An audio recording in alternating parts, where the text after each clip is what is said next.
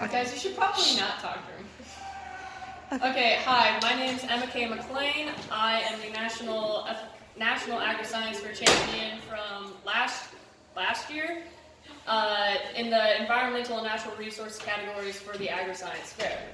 So there's different systems that you can do through the Agriscience Fair, such as animal systems, plant systems, environmental and natural resources, power, structural and technical systems, food products and processing systems, and social systems. And so there's obviously different varieties and different areas that you can go into during the Agriscience Fair. So if you're not just interested in one thing or just animals, then you can do different things throughout the Agriscience Fair. So in animal systems, I had a friend who did a project called Pigs in the Blanket.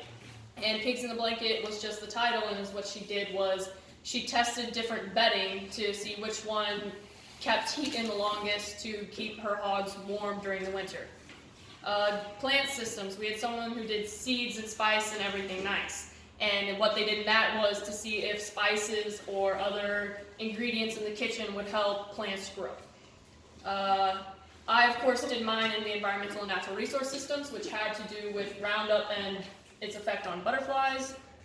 And then we have the food products and processing systems, which is another girl of ours, Abby Wasson, who just went to National Science Fair this year, and she competed with hers, and she tested different brands of packaging. So if you're into something like that, to see how different structures such as windmills or something like that is affecting the environment. You can do power and structural and techno. Did I already talk about that? Okay, good. Which is like metal corrosion. A kid in our class did that to see how different metals corrode in different environments so that people who are building, and engineers or architects, can see how that would affect in different climates and environments. And then lastly, there's social systems, which is pretty much you just going out and surveying people and seeing how they look or what they think about things in the agriculture industry, such as GMOs or organic products. So stuff like that, just to get you guys thinking about all the different possibilities that you guys can do through the Agriscience Fair. Also, another interesting thing is that you can do the Agriscience Fair as individuals or as a team of two. They don't let you do more than two, but you can do it in a team of two, so if you and a friend want to team up to accomplish this task to really knock it out. Also, there's different divisions in the National Agriscience Fair. There's 1 through 6, and that's split up by individuals and teams, and then grades, of course.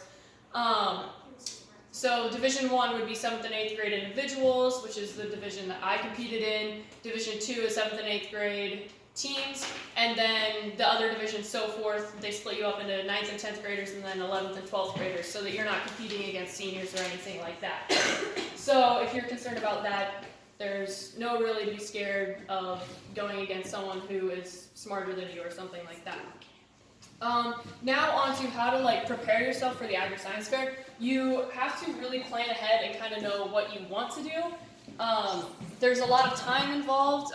Usually we start our local science fair in September or August, and that's when you get the project going and the ideas going, and then in December is when the actual local science fair is. So you need a lot of time to get your idea done and then to get all the supplies needed.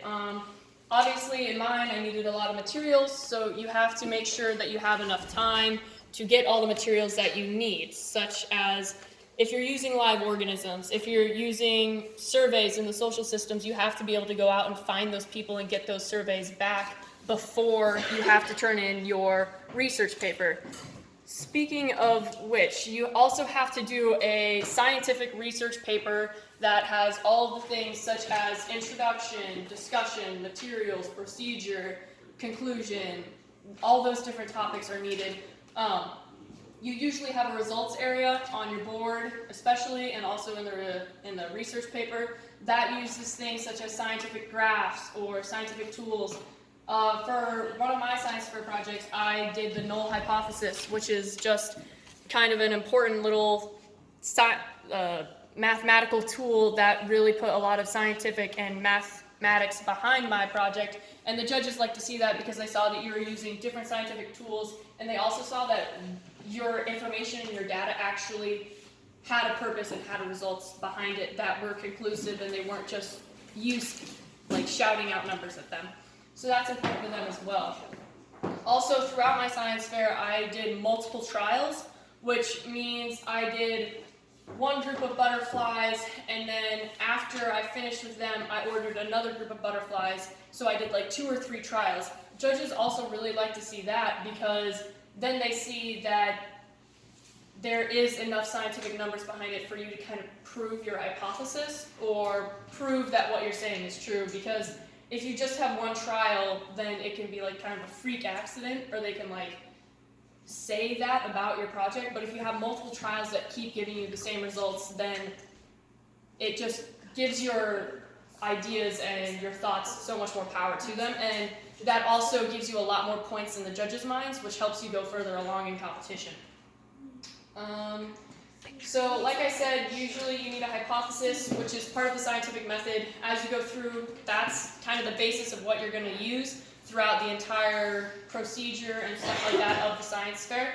So I had a problem with mine. It was that butterfly population was decreasing, and we just needed to figure out as a society what was causing that population decrease, because usually if there's something wrong with pollinators such as butterflies, there's something wrong with bees.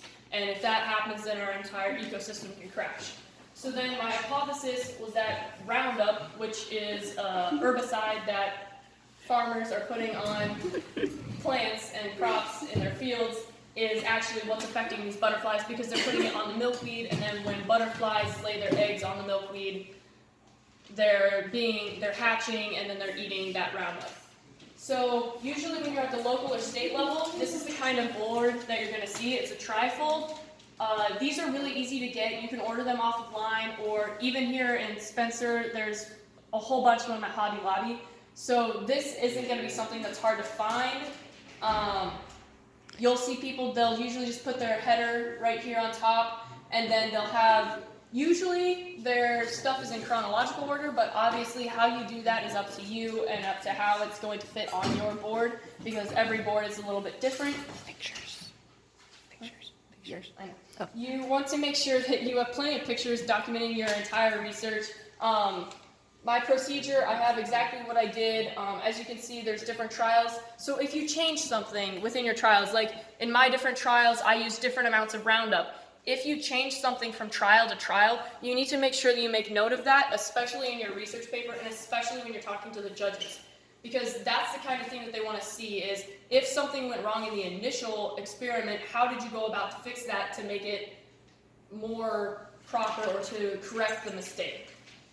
You need to have plenty of pictures so that they can see that, one, you actually did the experiment, and two, just so that they can visualize what you were doing throughout the experiment, and so that they understand what's going on, because you have 10 minutes in an interview to explain to these judges exactly what you did in a matter of months.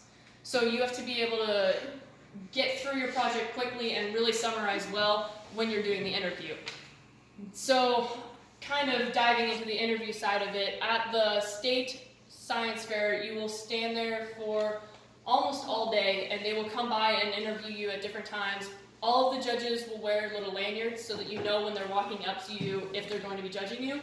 They'll usually come up and introduce you, they'll shake your hand, stuff like that, and then they'll just pretty much ask you to give you your little spiel on your science fair project. And so that's when you have to summarize and get through it and really emphasize the important parts, which are usually your results and conclusion. And then in the afternoon, if the scores go through and they tally it all up, you will get more judges if you're kind of in the lead, or if they need to break a tie or something like that amongst you and other competitors. So that's kind of how it goes at the state science fair. And then at the National Agriscience Fair, to get to the National Agriscience Fair, you have to win your division at the state contest, and then you have to submit a paper that meets all of the national FFA requirements. You can find those online, so I'm not going to go through all those, but they're really accessible and they aren't too hard to follow. And then I got this board. This board was actually made by the AEA, and I just kind of sent them in my other trifold board, and they made this one just so it looks a little bit more professional and a lot nicer, obviously. so that they could really see everything that was going on, and it was just a lot more professional looking, and it looked a lot more scientific to the judges.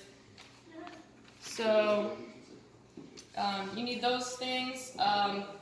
Also, with your paper, you need an abstract. An abstract is a really quick summary, and I think for the National Agriscience Fair, it has to be less than 250 words. So that's going to be really making you think, okay, how do I summarize this quickly? And that will also kind of help you with what you're going to say during your interview. So you need to make sure that you have one of those. Again, lots and lots of pictures.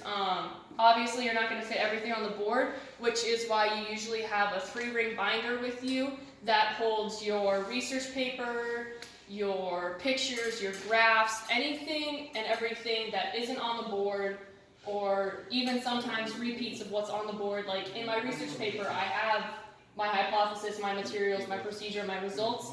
So you need to have that in there because you submit that ahead of time to get graded and for judges to go through and look at it, because your paper is a big chunk of how many points you get at the state and national level, and then your interview is only a small portion of how that is. So if you're really nervous around people, or you get nervous like when you're taking tests or something like that, just know that your interview isn't going to make or break you.